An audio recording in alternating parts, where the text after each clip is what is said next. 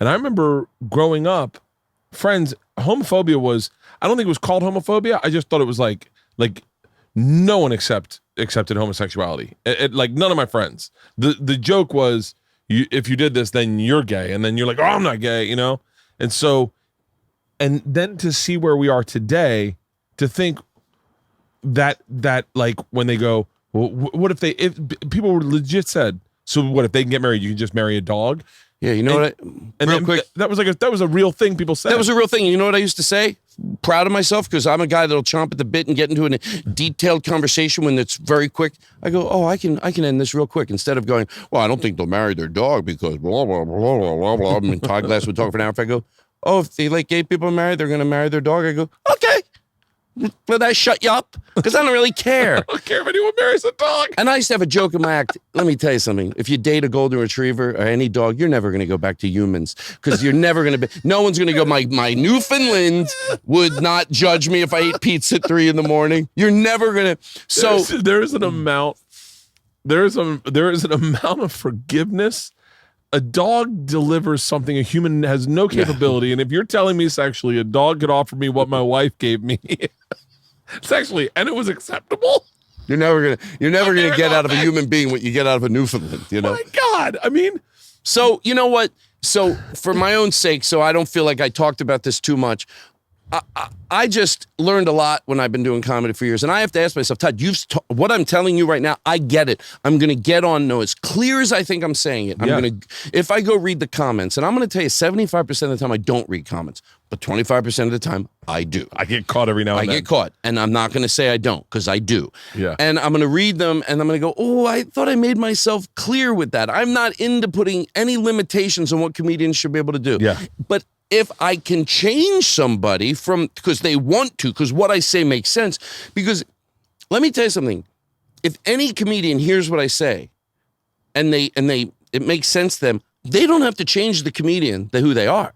Not at all. Yeah. They're just angry at different things. Who you are stays the same. Your style won't have to change. You just won't want to go after, like I said, you know, whatever group, we look at the past, whether it's women's rights, whatever group, we go back and we look, whatever they wanted, even when it was now they're out of control.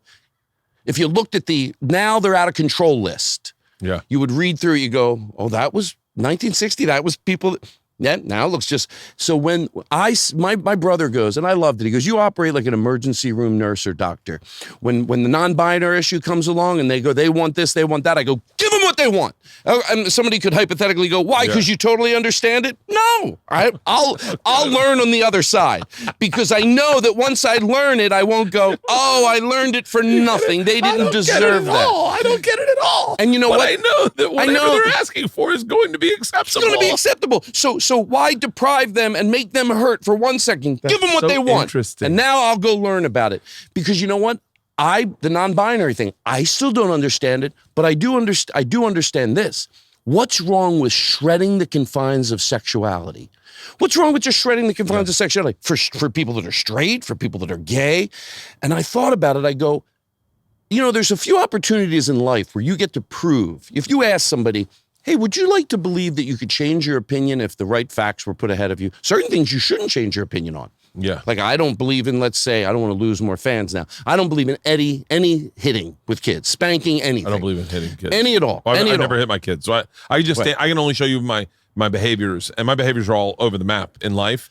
But I don't drink and drive. I don't hit my kids. Those are two things I have absolutes on. It's hard. I get it. So hold on. Go back to what we were just saying about I was going to make a point with, so that's something I should stick to my guns on. I don't have to go, well, at this point, I am now made my decision on that. And I won't waste your time. If you go, Todd, can I tell you the opposing view when kids do need to be hit?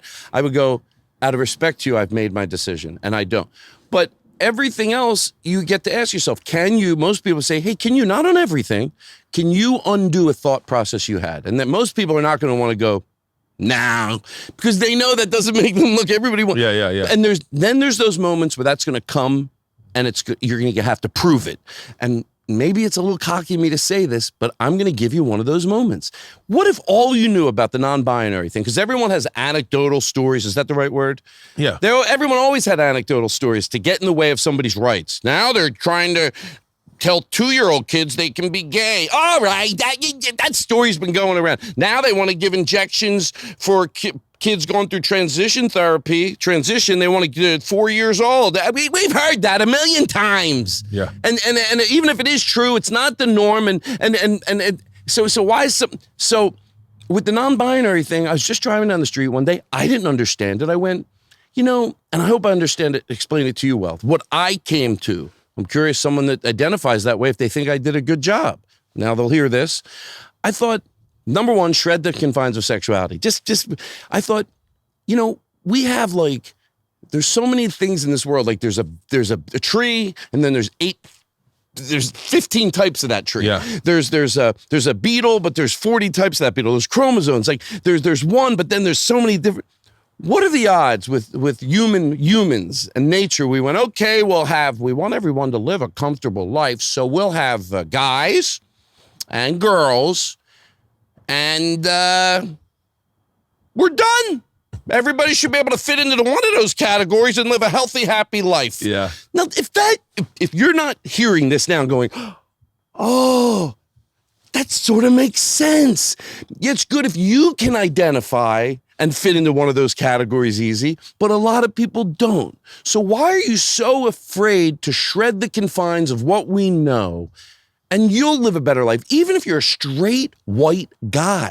Yeah. Can't you shred the confines of what you're able to do within those?